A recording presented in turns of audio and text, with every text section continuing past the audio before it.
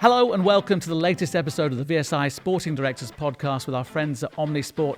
Today, we're looking at a club that does things differently. In terms of doing things differently, throws them into conversation with the likes of Eintracht Frankfurt and Barcelona when it comes to innovation. The club is Lincoln City. They finished 7th in League One, narrowly missing out on the playoffs. I'm delighted to say I've got Liam Scully, the CEO, and the Chief Officer of Growth and Innovation. I almost got that right as well, Jason Futers. Welcome to Manchester, gentlemen. Thank you very much. Thank you for having us. You both twitched when I said missed out on the playoffs. How have the last 2 or 3 weeks been, Liam? Yeah, we're still having counselling. We're getting over it. But no, it was a incredibly tough season. Very much a season of two halves. I think if we're being completely honest and candid when we reflect, I think where we finished at the end of the year was probably fair, with all said and done. It's nice to be in the fight. But it's also extra painful when you just miss out on the end. So incredibly proud of Michael and the boys and the effort, everybody behind the scenes. So to narrowly miss out, I think that when we spoke about it at the end of the season, we said that we'd earned the right to feel this pain, and yeah, we very much believe that that's the case, and it motivates us in order to go forward and plan for next season and beyond. The difficult thing is being there and then seeing that slip away on the final day, and also having beaten Oxford United, third game from the season. You know, clearly those are things where you think, blimey, what ifs? But equally, it's one of the best finishes in the club's history still as well. Yeah, you know, we look at the history of Lincoln City Football Club, and you know, whilst we don't mean this with any real arrogance, you know, this is the longest period of sustained success the club has certainly since post-war. In a really competitive division. Our aspiration is still to look up, and that is, you know, the state today, and we're unequivocal with that. But yeah, you know, I think the real challenge here is how, you know, alongside very big other football clubs that you have and the fantastic pyramid that we have in the UK, is the fact that, you know, we're always going to be coming up against those bigger clubs. So we've got to find our own way. We've got to find something that works for us, unique for us. And I think, you know, some of the methodologies and some of the strategies we've had at play for the last few years have brought us success. But there's no doubt that we've now got to break through this glass ceiling and really deliver at that next level. And I think hopefully, you know, we'll share some of those stories today, and it gives us all excitement and optimism behind the scenes that, you know, we have a plan and it's down to us to execute now. Yeah, Jason, Liam's preparing for his 8th season. You're preparing for the 2nd season at Lincoln City. How big an impression has it made on such a short space of time? Yeah. I've been incredibly impressed with Lincoln. I think from my perspective, I'd heard about the club as a real community-based club, and I see it. I see it on a day-to-day basis. They're living and breathing their values, which are based on community, and then very courageous, I would say, in terms of some of the decisions that are made, sensible, sustainable decisions, but they're really trying to move forward. So I'm certainly excited as we get towards the 2nd season for me. But yeah, the 1st season's been fantastic, really good. I mean, you're entrenched in football. You played as a youngster. So, I mean, this is like a full circle thing in terms of coming back to a football club. We'll talk about that process. Yeah. But one of the things that's said in football all the time is we're a community club. And you know and I know that there are community clubs and then there are community clubs. Yeah. And I think Lincoln City is different in that, isn't it? Yeah, I think so. I mean, again, it's not that we're the only club that genuinely and authentically engages with its community, but again, you see it on a day-to-day basis, the work that's being done at the foundation, the absolute values of the club feeds into what we're doing on a day-to-day basis, and it impacts our behaviour. So it's not something we say glibly, it's not a marketing tagline. We really are a community-based club, and you see that in the fan engagement scores that we get and the plaudits generally. So yeah, it's very real. Is the secret to that, Liam, kind of getting your hands dirty? I looked at some of the things you do, free English classes for some of the people who don't have English as their first language. It is kind of mucking in and finding out what works for the community rather than what you think works for the community from a football club basis, isn't it? Yeah, I think the basis is listening and responding to seeing what's around you. So it's you know, the obvious things from days gone by, you know, holiday programs, soccer courses, those fun activities. I think they're the staple diet for any kind of football club that operates within its community. But then it's going beyond that and understanding what the gaps are and where you can step into that. I'm sure we'll get into it, but as you say, coming into my 8th season, but I suppose the mistake I made when I joined from Doncaster for the first year was we had to accelerate the club and we had to make a range of changes. And I suppose I lifted a lot of things we did from Doncaster and went, well, we'll just stick a Lincoln badge on that and it'll be okay. And the truth is that had some success and it helped us in some areas, but equally there were other things that fell flat on its face. And I think the learning that I had throughout that period was making sure that it has to be in sync and in time, and it has to be absolutely authentic and fit. So you cannot just take a model and say this works at Lincoln, therefore it'll work in Stevenage or Rochdale or wherever.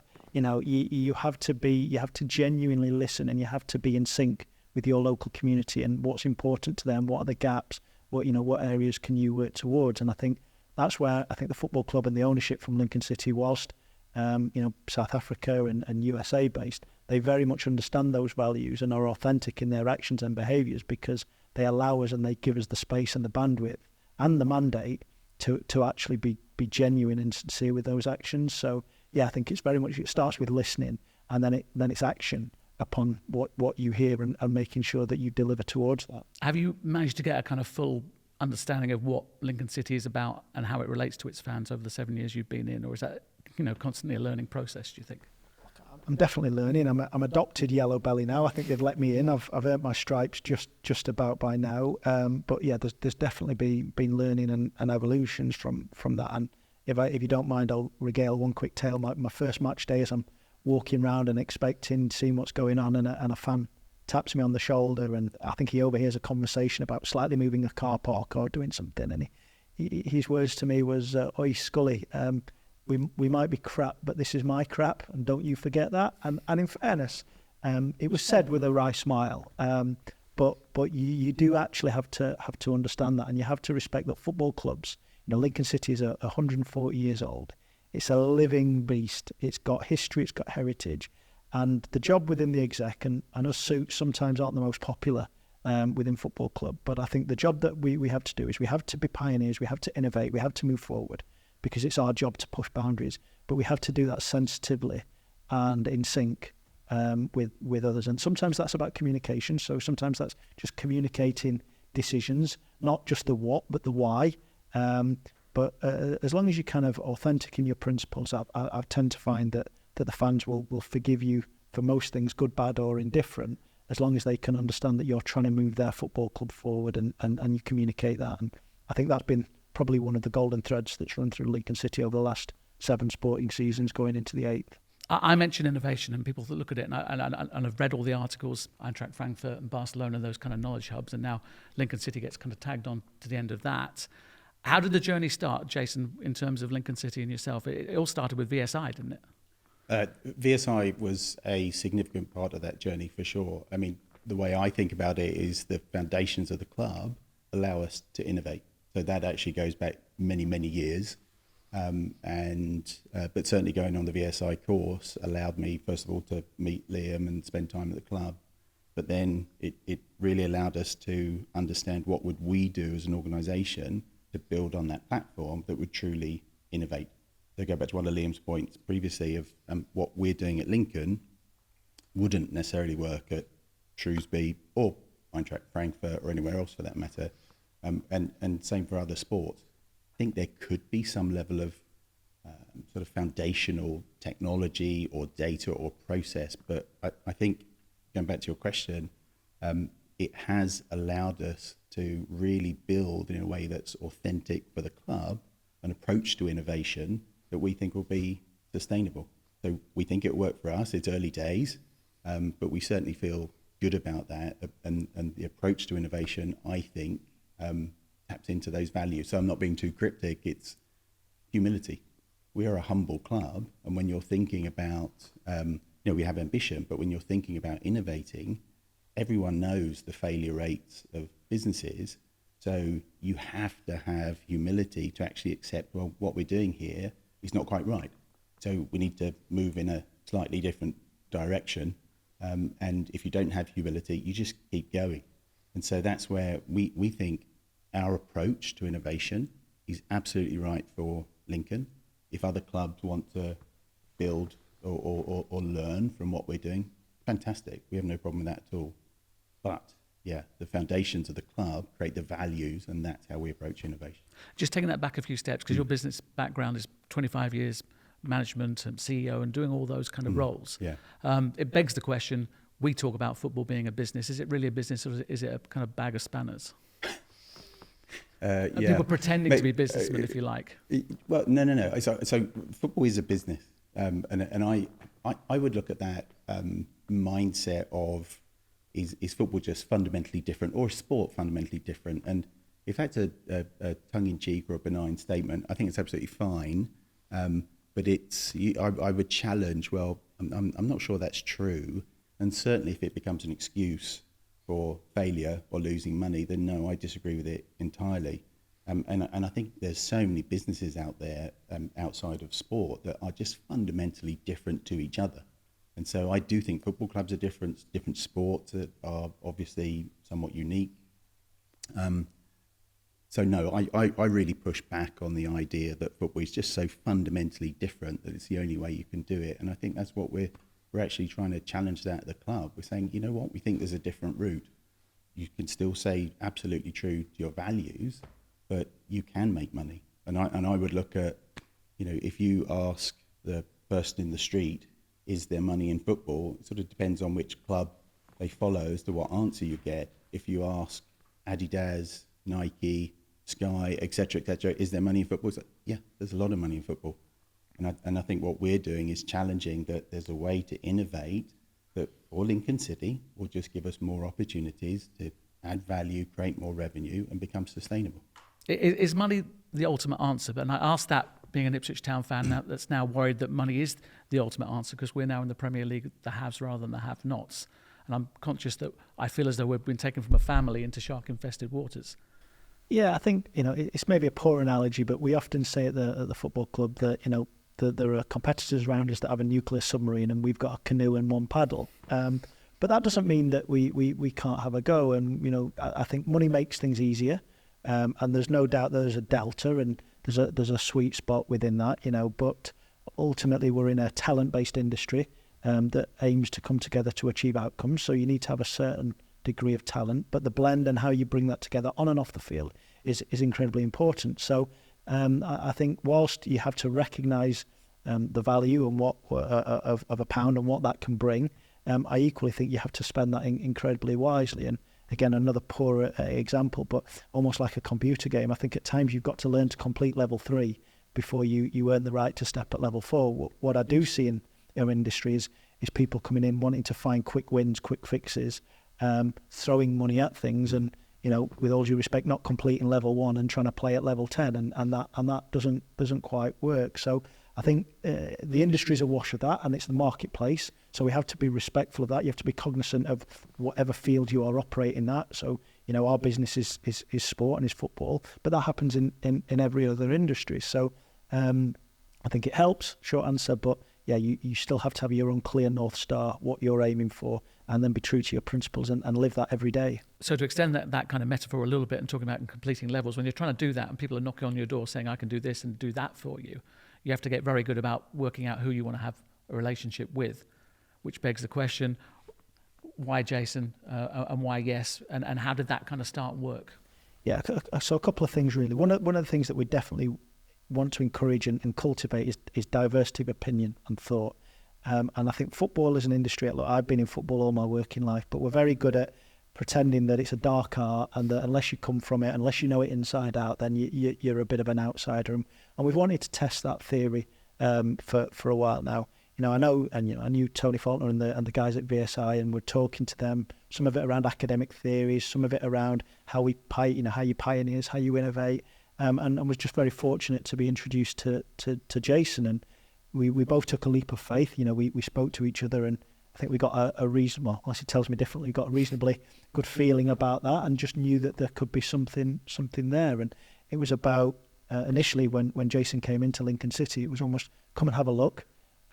See us, live it, feel it, breathe it, and audit. Tell us what you see. No offence, punch us on the nose if you want to, but with your lens, with what your background, what your history is, come and tell us what you think we do well. Come and tell us what you think we can do better, and we'll take it from there. So I'm sure we'll talk a little bit more about how the relationship developed, but that was the starting principle really to just open the doors and get diversity of opinion. How nerve-wracking was that, being kind of put on the spot, come and deliver? Bearing in mind your background, and you probably don't do nerves very readily. Yeah, it was. There have certainly been moments of intense learning, should we call it that? Whether that's nerve-wracking or not, I'm not sure. But for me, the club has been really, really open, and that goes back to the culture, which are driven by the values. And so there is a sense of humility across the club. Again, we're ambitious, we want to grow, we want to do some cool things, but there is a humility. And so for me, everyone's been really open, and I don't just mean on a personal basis, but some of the ideas, again, I suspect Liam would agree with this, have been pushing the boundaries, and but that's a part of the role. What is the limit of where we can go as an organisation, and everyone's really open to that discussion. So for me, a little bit of a sandbox. It's a lot of fun. So yeah, no, not too nerve-wracking. Did it surprise you in terms of the depth, if you like, and the broadness of the reach of the football club? When Liam says do an audit of everything, how big that everything is. Yeah, absolutely, and again, that's the reach of the club from a community perspective, but also, which we've talked about already, but also some of the things that are already in place. So we're not starting from scratch. So a year ago, we hired a head of digital to really drive our technology and data from that perspective. And so things have already been moving. And so from my perspective, when I came in, being able to very quickly look at the digital footprint, for example, which is obviously an area where you could consider growing, and just, again, more about the values of the people that have been hired, they come from the perspective of innovation. And it's actually been, I feel like there might be points where I'm saying, oh no, yeah, now it's nerve-wracking, I've seen something here, but actually so far it's felt very natural, certainly from my perspective it has. There seems to be a willingness and an obligation perhaps of a club that wants to communicate with the people around it as well, certainly from the kind of research that I've done. Your digital footprint's huge in League One, it's one of the best. You're picking up awards left, right and centre in terms of engagement and the fan experience. So there's a lot you're getting right at the moment, isn't there? I think and please, this isn't intended to sound corny, but I think that it comes from the listening and responding. So I think our job at times is to push, and is to then look for those and seek out those opportunities, and then when those opportunities open up to really walk through the door. But equally, I think if you're in tune and if you're listening, you'll hear and you'll pick up, whether it's your spider senses or whether it's because of just good old fashioned your ears and your mouth, you'll understand what the opportunities that are there around you, what's missing and what the gaps are. And I think whenever you take people on a journey, I think the communication of that, both internally and externally, is incredibly important. And I think one of the proudest things I think I can say over the last 7 seasons of my tenure is that I do genuinely believe, and I'm incredibly proud of, above anything else, of the culture that we've built, in the fact that our strategy isn't something that sits on a wall, or isn't a glossy, or isn't something that sits as a sign above the doorway. It's lived every single day, and our actions are tested, not when the Sky cameras are on, as we're at our most visible, on a wet, cold Wednesday when there's nobody around, and it'll be tested because, I don't know, a fan wants to look for their new, a seat where they could move to in the stadium, and the team in the ticket office will go the extra mile to take them to the seat, to go out in the wind and the rain, and to assist them. I think it's those lots of really little but really important interactions that then build up that evidence base that what you say you're going to do, that you do. So where this job has become easier is when for the first 2-3 years working at the football club, a lot of what we said we were going to do was, this is what we intend to do. And we probably didn't have the greatest deal of evidence base that sat behind that, other than showing our intent. And whereas now we're coming up to, working under the ownership, but 7-8 years within this, we have a track record, whether that's in player development, whether that's in our workforce, people that have gone on to fantastic opportunities at the very, very top of sports business that have come through Lincoln City. We're incredibly proud of, whether it's the outside recognition and the awards or whatever. There's that just sheer volume of evidence that sits behind it, that when I'm pitching to you or to Jason to come and join our football club, we can show that it's not just the CEO with his best sales pitch on at that moment in time. It's the substance that sits behind it. And I love the fact that I'm saying that you do things differently, and most clubs have a 5 or 10 year plan. You've got a 6-year plan. Yeah, and look, there's 5 years left of that, but that was around just being really clear where we were, taking a moment to pause for breath. Our fundamental goal still remains the same, to be an established, sustainable championship football club. but then being really clear that the marketplace around us has changed. Brexit, GBE rules, various things from a recruitment point of view, like the pandemic, looking back to then, how that changed working practice. So it was a pause for breath, having, fantastic practitioners like Jason involved as well, to take a look at this, get under the bonnet. And it wasn't a rewrite, it was definitely a refresh, but it was about being really clear and really disciplined around what's going to shift the dial. So to go back to your question earlier about funds and resources, I think one of the biggest differences, when we spend our money and our resources, we have to do everything we can to ensure that they hit the sweet spot and they work. When you have more resources, you can just cast the net a little bit wider. Unfortunately, that's where we don't have that luxury. So our diligence has to be at the next level. We have to be really sure. We have to beat our ideas up, and then collectively as a senior exec team, and then working with the whole team and the whole executive team on and off the field, then it's about then getting behind that single aim objective and going to deliver. And that's where Jason certainly added significant value within our executive team, testing, pushing the boundaries, pokey questions, the role of the quirky child, sometimes just asking why. Why do you do that? You can't just say that's football. And that's really been some of the principles that have helped us get us from where we were to where we are. But let's be really clear, we're nowhere near our destination yet, and the pressure's on us to deliver. I love that remit of why.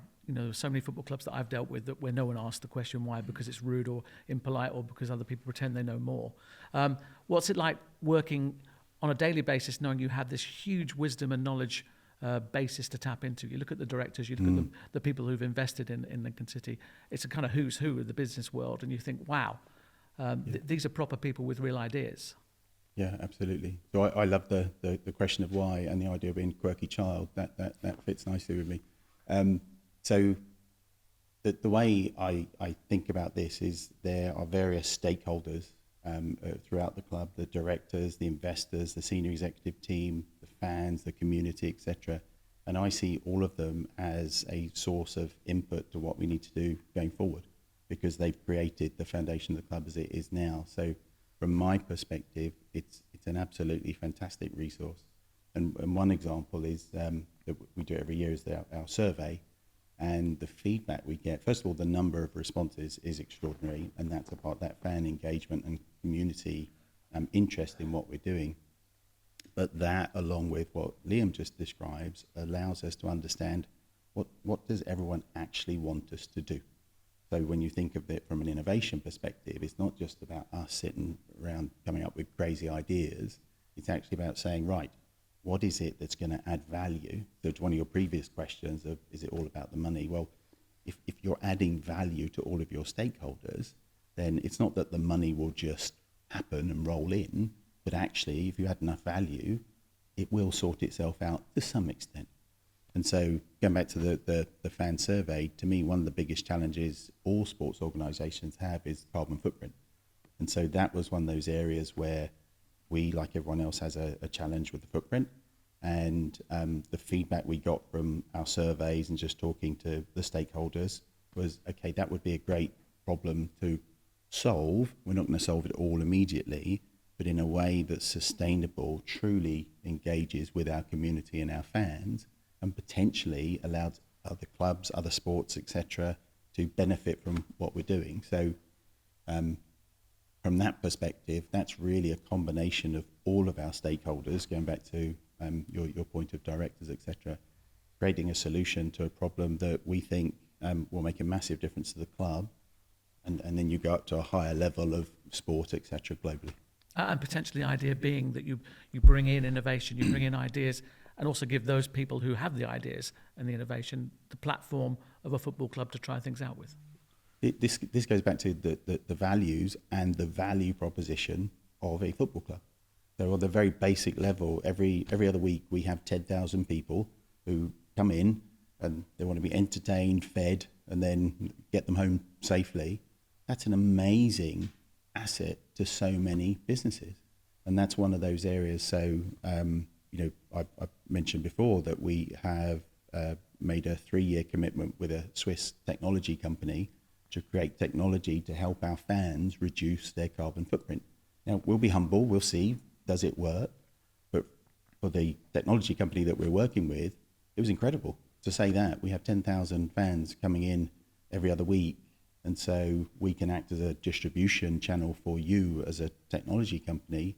Yeah, they're really interested in that, and we can solve a huge problem in terms of fan mobility, etc. So there are so many different wins if you take the right approach to innovating at a football club, and not just throw money at it. And again, I'm not being dismissive of that, but we don't have, and I think probably more importantly, we wouldn't want to have the kind of resource where you are just throwing a lot of money at it. We want to really target specific problems and create solutions, and create value proposition that makes a difference to us and the community. And then on top of that, you have to have buy-in from people in and around the club that they're up for that as well. Part of the secret, based on the podcast that we've done so far this year, is the strength of an organisation is in the people all being on the same wavelength. And that sounds a bit twee and a bit corny, but when you've got fewer people and fewer resources, that becomes more important, doesn't it? Yeah, completely. And it's about making the decisions at the point of most knowledge, not most power. And I think, that we've all read the motivational quotes or the leadership quotes in and around that. I think the other thing that's really important is just really understanding what your aim is, what does success look like, and being really signed up to that at the start of a process. And I think one of the things that we do really well is I think we leave the station and we get the train moving pretty quickly. We don't procrastinate. We don't, we're diligent, but we like to try things and we like to get things moving. But before we leave the station, we get everybody signed up, understanding alignment and commitment, the journey in order to get to any destination. And I think a lot of people rush to commitment. They want to say, come on, we're all in the same team together, let's go. And I think the things that you have to go through, the stages you have to go through there, is get real understanding, what we're trying to achieve, why we're trying to achieve it, get real alignment in terms of the focus, in terms of who's doing what, why, how does it fit, what's my role, am I just a cheerleader, or am I doing a technical role, an active role? And that's how you get the commitment. So understand alignment, commitment, but then leave the station quickly. So if we're going to fail fast, really, but really commit to what we're doing. And I think Jason certainly brought that into the organisation, or certainly turbocharged it for sure. And that was around giving myself and the rest of the senior exec team the confidence that someone else's lens, that's been in business and enterprise elsewhere, been very, very successful, but in a very different industry. But I think it gave us the confidence in order to take those controlled and measured risks, but knowing that other industries, other execs, people that have lived it, breathed it, have got the war wounds, sorry, Jason, and the grey hair at times, to live through it. I think that then gives you confidence, and I think that's the job and that's the power when you get a really powerful team and exec team working together. I think we all jump off the cliff at the same time, and then we all live the journey and are wholly committed. And I think that's one of the most, for me, the most enjoyable part of working at Lincoln City, that we win and lose together, metaphorically and quite literally. Have you learned to become a better recruiter and enjoy that process more? And I say that with a prism that you've had. I think this is your fourth manager, and people would have said you've taken a risk with this manager, bearing in mind his background. But it's coaching, it's futsal, it's university based, and clearly the run into the end of the season, I think 2 defeats in your last 17 games. It shows that you're on the right track. So, yeah, I think really good question, and I'd, it's really easy to sit here when you appoint Michael Skubala and he's been incredibly successful to go, I've found the kryptonite and the silver bullet, and I think that would be a bit remiss. But I think what we would say is, I don't actually think that, while there are good and bad head coaches and managers, a lot of it is about the fit. And if Michael Skubala was sat here, I think he'd probably talk to you about what was quite an extensive recruitment and interview process with a number of layers, and that was about, again, really getting that alignment and that understanding that we were right for each other. From meeting Michael and knowing Michael, it was really clear that he was an outstanding practitioner and technician. But what he had to understand and what we had to understand is whether we were truly right for each other. And that's not just our technical skills and our traits and our abilities, but that's whether it's the right moment in the right time in our careers. Because I think one of the things that I've found working in football is you can often have a relationship that starts off very well, but your shelf life is so small because people are in a hurry. Maybe their earlier career hasn't gone well, so therefore they've got to reach a certain point in a destination. And I think the thing that I've learned from recruiting head coaches and managers over the time is it's as much about the person and their personal ambitions, and having really honest conversations in the beginning. We do this with players about the exit point, the jump off point, So I know it sounds bizarre, but one of the things we do as part of our recruitment is talk about the exit and just be really clear what our aim is, and hopefully we grow together. But a lot of times, if Lincoln City are to be successful, there will be people that will go faster than us. You know, head coaches, backroom staff, office execs, players, and then we have to just contract what that looks like. And I think as long as you do that openly, transparently, every now and then there'll be 1% that might abuse that, but the 99%, it makes that journey a lot more enjoyable and collegiate. And you're all signed up. So it's an art, it's not a science. And I think sometimes we obsess over the science of this and we forget the artistry in it. You used a word that I was going to use in transparency. It's not something that's common in football, or at least it's perhaps growing to become more common. How have you found it, Jason, in terms of Lincoln City being a transparent place, and then generally football as an industry, certainly over the past sort of year or so? Yeah. Most of the focus that I've had in terms of transparency is around internal reporting and processes. And to me, it's actually that there is a great desire to be very transparent. And this comes back to, it's a people business. You ask the difference between football and other businesses. They're both, it's all about being a people business. And to me, there is a desire to be incredibly transparent. And that comes to internal reporting.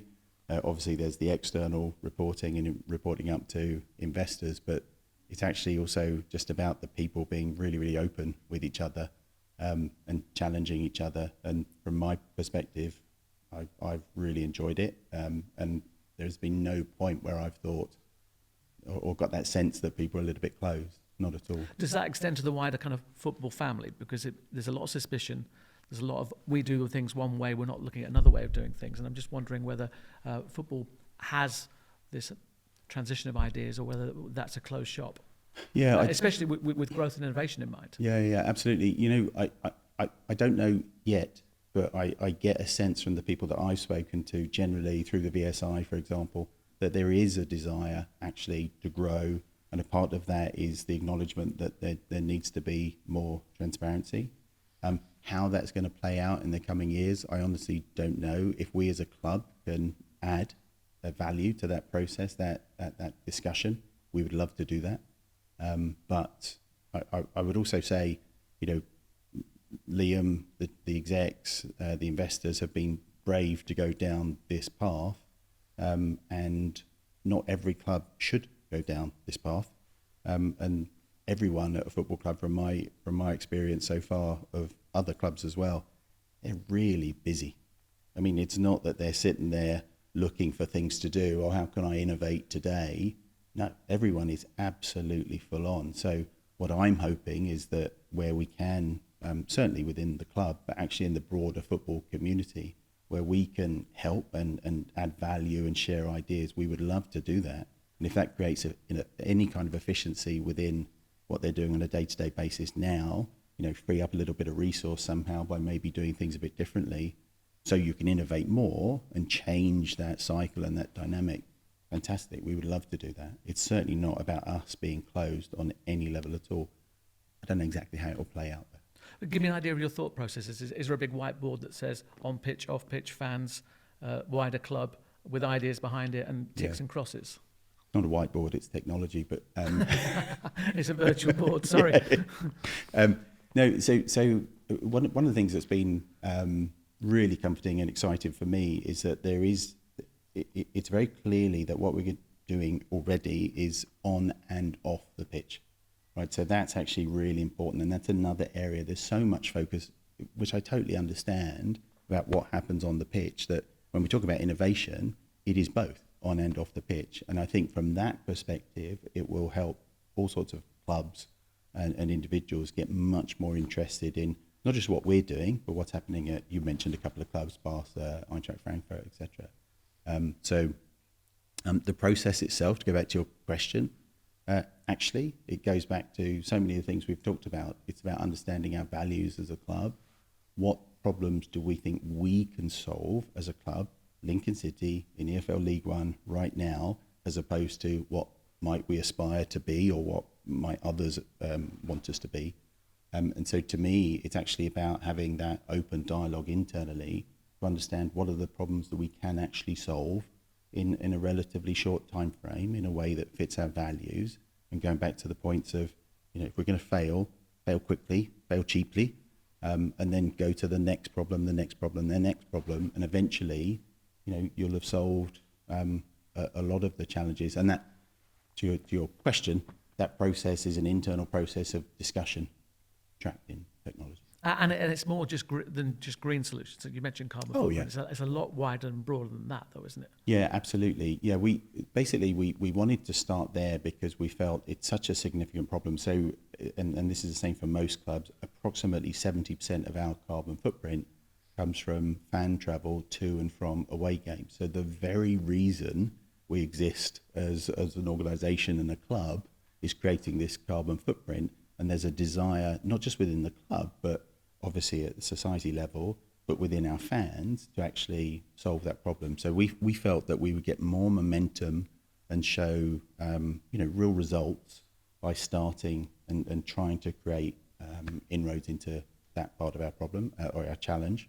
But in parallel with that, we're doing quite a few things. Some of them much easier than reducing carbon footprint. But yeah, we have a whole series of potential innovations. And the way we think about it is there are various verticals that we think will be most relevant to us as a club. And so smart stadium, for example, is one. We're not going to be developing the Tottenham Hotspur-like stadium, obviously. But can we improve our facilities? Absolutely. Can we use technology and data to do that? Very much so. We're working on a couple of exciting projects now where Jez George and Michael Scubala are directly involved, where we think actually it can make a big difference to player performance, not just marginal gains. So, and that's a technology-based solution. We may or may not do it. We'll see where we get to. But yeah, absolutely. Going back to the metaphorical whiteboard, it's full of all sorts of ideas across every area of the operations of a football club and a sports organisation. And Liam, I guess the thread that links everybody is not having a closed mindset and maybe having a willingness to learn, whether you're chief exec or whether you're the centre forward. Yeah, we definitely that's the case. And one of the things that we've been working really hard over the past 12, 15 months of this new strategy cycle is how we transfer that psychological ownership of the challenge of the business, right throughout the workforce. We're not, it's not the CEO that sits in his comfy little office and makes all the decisions. Is it comfy? It's all right. I've had better. An outside window would be nice at some point. A view. Yeah, that would be lovely. But no, I think that's the real for us. We have some really outstanding people that work within the football club, and every football club does. But I do think Lincoln City, we over-index in that, and it's about giving them the platform and the opportunity to really make a difference and really shift the dial. And I think that's the most exciting thing. We'll make our mistakes together. Similar. Michael Scubala will never ever have a discipline or deal with a player when they make a technical mistake. If they're trying to do the right thing, if we're trying to do the right thing off the field, then we accept that we don't always hit the sweet spot, we don't always hit the bullseye, but it's about having the absolute right intent, ensuring that we've well beaten up our theories and tested, so we're not gung-ho, we're not glib, but then we commit and then we forgive whatever happens from there, as long as the absolute intent is right. And it's empowering the whole workforce. We're only a small team, so players, everybody thrown in, match day staff, we're at a 250 head count. That's doubled on a match day, so day to day we're 135 people. So how do we deploy 135 people to make a real difference? And if we can get everybody, doing their bit and shifting the dial, some more than others because of their technical abilities or because of their role, then I think we've got a chance of moving forward. If it all comes down to me, Jason and Michael Scubala, then I think we're in trouble. Is it a harder place to be, Lincoln City, in 2024 than it was in 2017? And I say that because of various bits of competition. I mean, they've taken FA Cup replays, and we'll talk about that in a moment. You've got Stockport and Wrexham coming up, and you've got Birmingham, Huddersfield and Rotherham coming down. I know that Derby have gone and other big clubs have gone as well, and Oxford United. But it looks like a tougher place going into next season than it was leaving last season. Yeah, so if I want to protect and if I want to kind of wrap my arms around the people, I'd be saying, yeah, look, it's a far more difficult league than it is last season, next season than it was last season. You can look at the clubs that are coming in, the financial resources, but equally part of me is like so what? We know who we are. We're the fantastic football pyramid. We're always going to have monster clubs within our division. So again, as long as everybody's realistic, as long as everybody's understanding, as long as we stick true to our beliefs, we're at the start of a trading market, and the market's moving, and we're seeing some interesting business that's going on. But if that's what is right for XYZ football club, fair play, go ahead and do it. It's not right for us, but we know that, and we're confident in our assertions in terms of how we're going to make the football club successful. So I think making sure that when you're benchmarked and when you work in an industry that you're in the goldfish bowl, so you're constantly under review.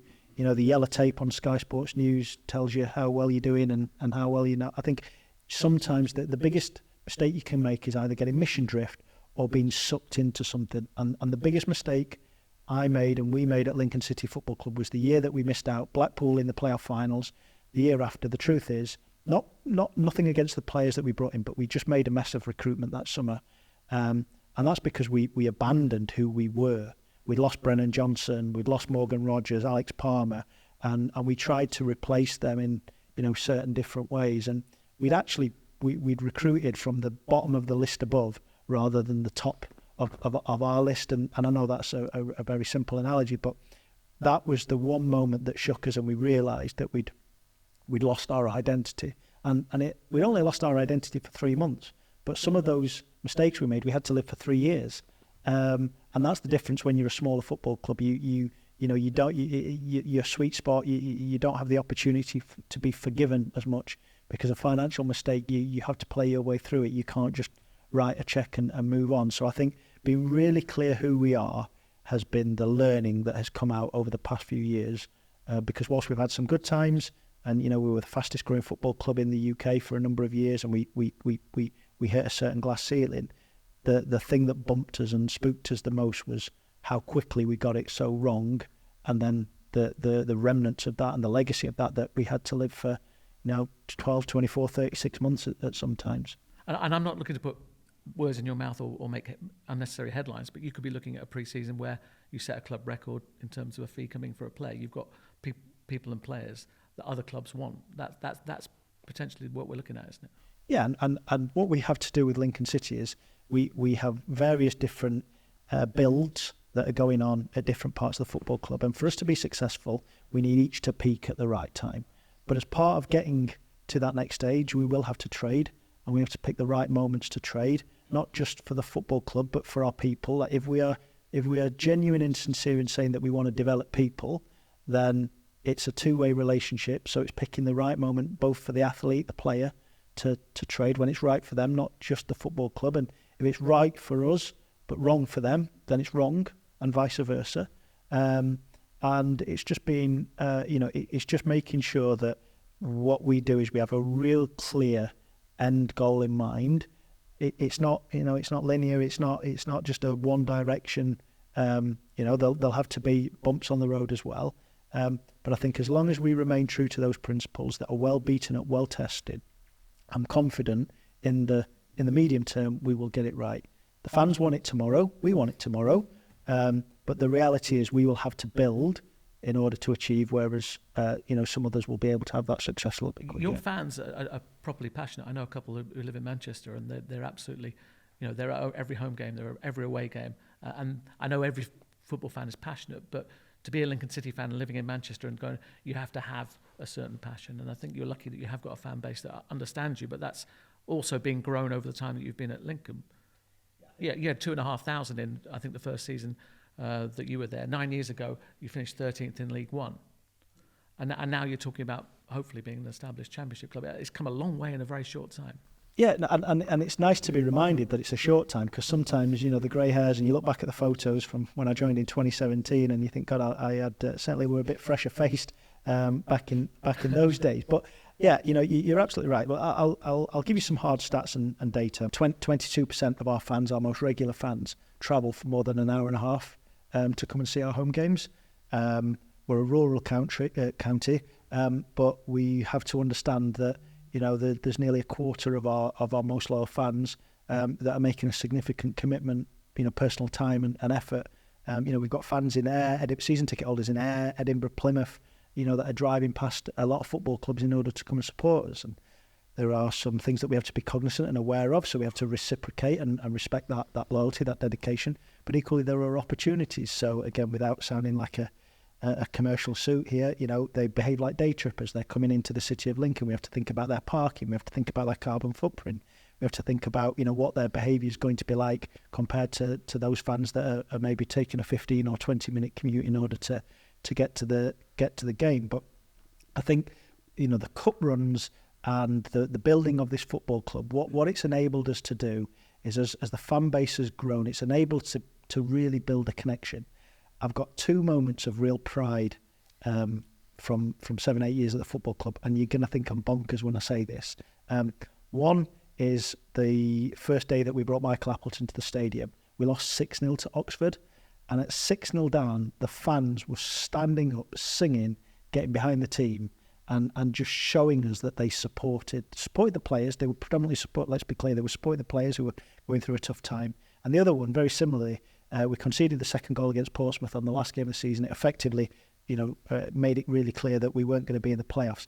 And the whole stadium stood up, sung and supported for the last 12 minutes of that game. And the moments like that, I'm not saying the eureka moments and you think we've cracked it, but you just go, all in the bank of goodwill, the things that you do to try and help and support, I think they're the moments that you cash it in and you're taking it back. And it's the players and it's Michael and it's the team that are the recipients of that. But they're the moments where you go, okay, this is a little bit special. This is different. We've really built something here. And I think they're the little moments that football gives you back. It takes a lot from you at times, but they're the moments that it gives you back. And I think everybody at the football club now, that event at Portsmouth, everybody's still talking about it now. And it's been our motivation for the summer. So going full circle, what the fans have given to us is this really steely determination and motivation to serve them and to really get it right, because they really stood up and shown that they're supporting us, and I think that's really cool. Jason, I imagine within that answer, same as me, light bulbs going off, not thinking about what question to ask next, but thinking about day trippers, thinking about the footprint, thinking about the fans, thinking how it works when Liam explains it as well as he did. But then also maybe reflecting on timing being really, really important and jumping on a bus. And you talked about a bus earlier, Liam, at the right time, a bus that's on its journey but going in the right direction. Yeah, absolutely. And I'd also echo, as somebody who's relatively new to Lincoln, I've been coming to games now for about 18 months on a regular basis. It's an extraordinary club. The fan base is unbelievable. I've been to lots of Premier League games and cup games over the years, and what happens at Lincoln on a week-to-week basis in terms of fans and the atmosphere at the stadium is really extraordinary. So from my perspective, that was another signal that, there's something special going on here. In terms of the timing and the momentum, I go back to actually what everyone at the club has been doing over multiple years is building that framework. And so now, the bus or the train is leaving. And I feel from an innovation perspective, this is absolutely the right time. One, because some of the core layers, whether that's technology, data or whatever, it's there. It's not starting from scratch. Momentum is building. But also, on and off the pitch, it feels like, everything is moving up to a different level. And certainly my hope and belief is that we'll make a big difference by innovating both on and off the pitch to get the train moving faster. I'm loving the fact this is an EFL chat, but I'm going to go into the Premier League just very, very briefly, and I do that just because I think it's interesting in the sense that, do you find it frustrating that when you look at these clubs with huge resources that they aren't innovating in the way that they perhaps should be doing? Definitely not frustrating, no. Because it maybe sets you apart, I guess, But it's actually, again, I don't know the inner workings of Premier League clubs, those with different levels of resource. But for me, it goes back to one of the points of, actually, I would advise Premier League clubs, innovate when you're ready to innovate. don't pretend. Don't try and do it because Man City, Barca, Eintracht Frankfurt, Lincoln City are doing it. Actually, make sure you have the right foundation, and that goes back to everything we talked about. The right people. That's right in the middle of it. But get that ready, and then I would look at the Premier League clubs, and on average, they have more resource to then add rocket fuel to that innovation. But no, I would not recommend that they start to innovate unless they have all of that in place, because actually the volume of resource can just amplify what a mess it could become. So no, for me, do it when it's the right thing to do.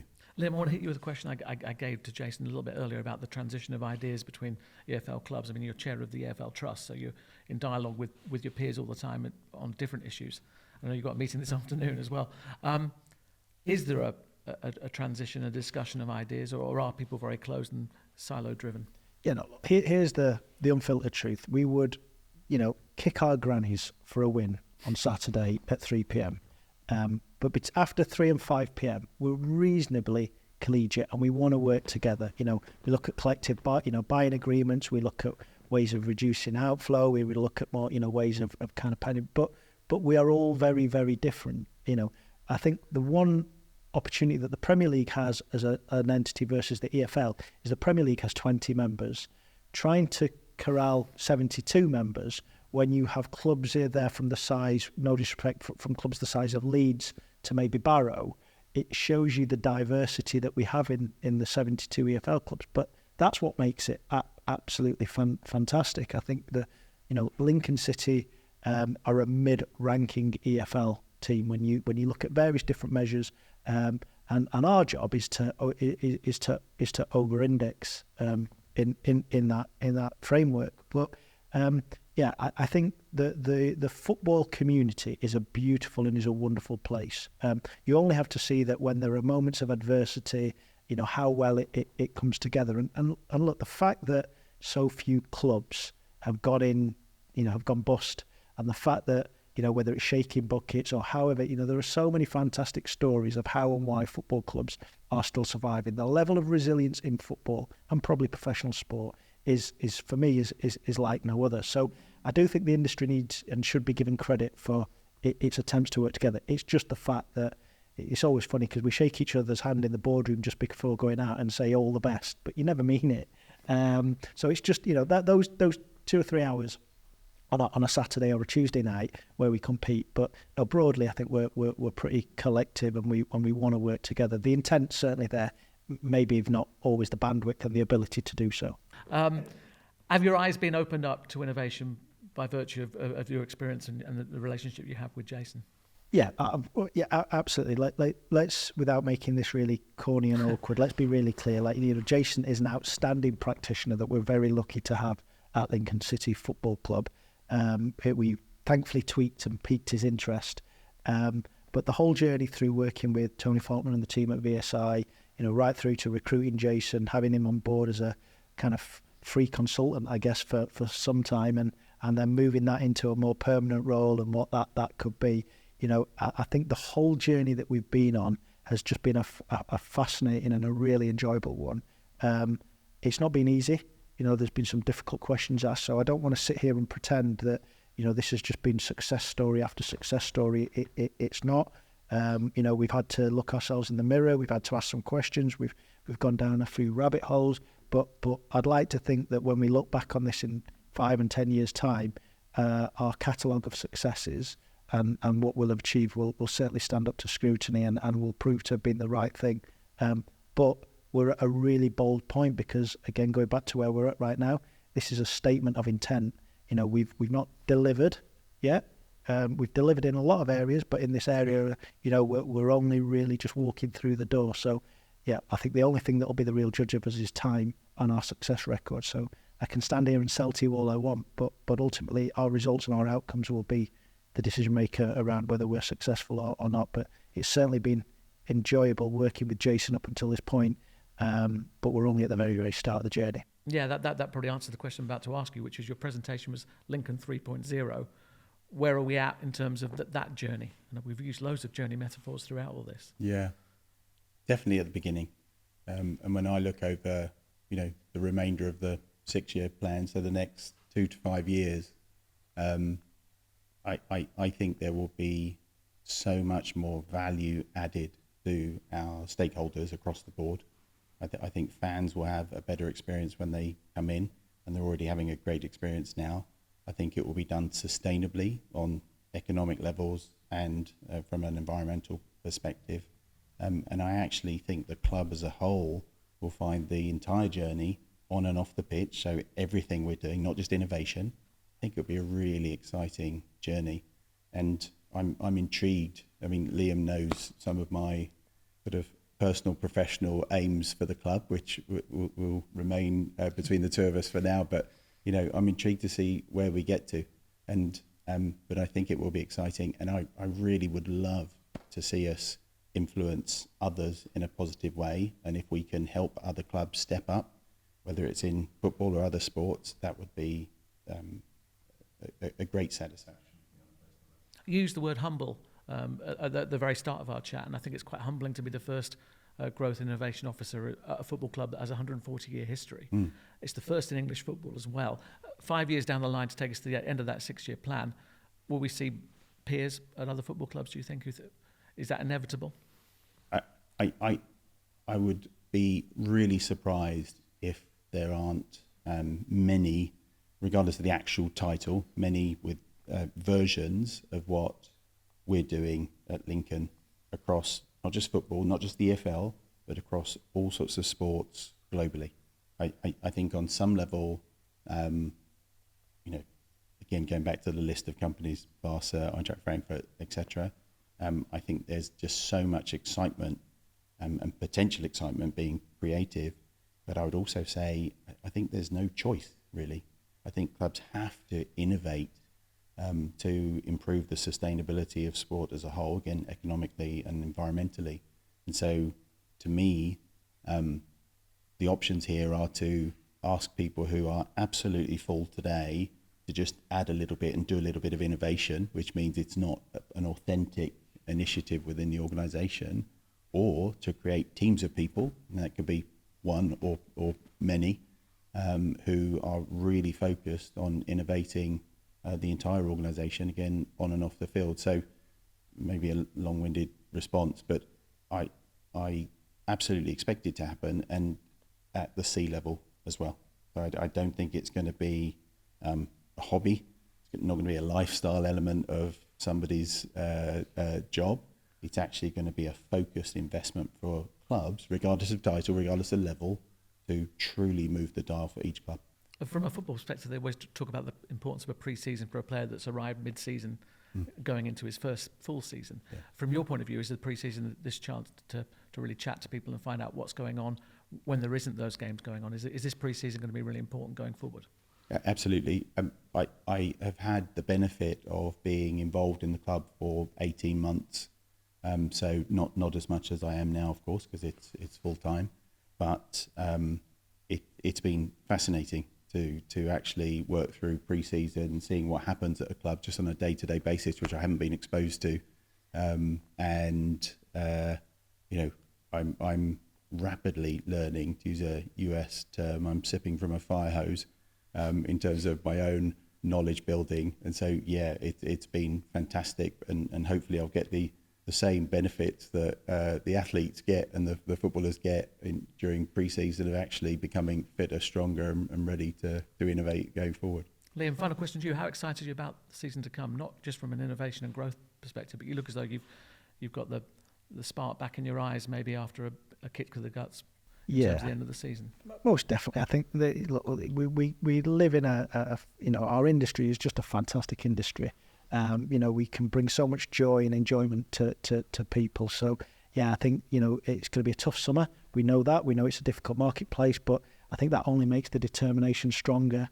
I think the one thing that we always say, and we've said for quite a while now, the truth is we haven't got anybody to blame if this goes wrong at Lincoln City. Often in football clubs, there are many distractions, be that at ownership level, be that economically, be that maybe the climate, the environment, the location, whatever it may be.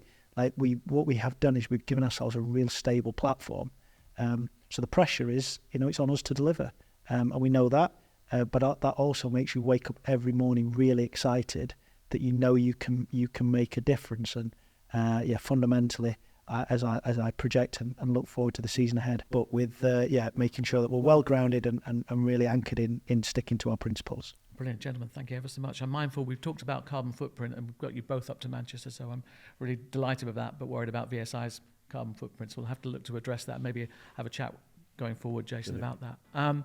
That's been fascinating. We've lifted the lid under Lincoln City and proved what they've done differently, looking to head to a new season after the disappointments of last season. Keep your eyes peeled for the next episode of the VSI Sporting Directors Podcast with our friends here at Omnisport, wherever you get your podcasts.